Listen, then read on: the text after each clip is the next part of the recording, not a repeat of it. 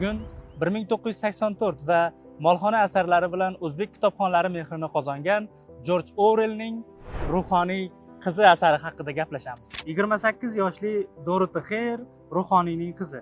U butun umr turmushga chiqmaslikni niyat qilgan, umrni cherkov ishlariga bag'ishlagan.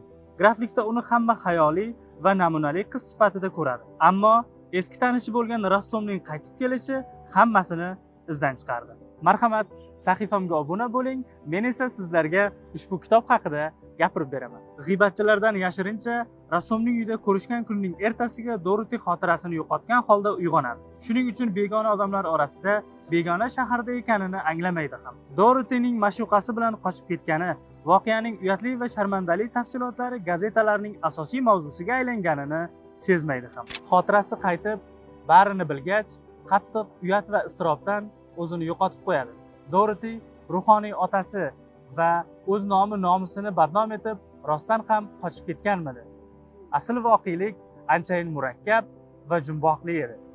Voqea qanday ro'y berganini kitobni o'qib ko'rib bilishingiz mumkin bo'ladi. Shuningdek, asarda inson uchun e'tiqod juda muhimligi, uni yo'qotgan odamda unga doimiy ehtiyoj sezilishi, e'tiqodning o'rnini hech nima bosa olmasligi o'zgacha uslubda aytib o'tiladi.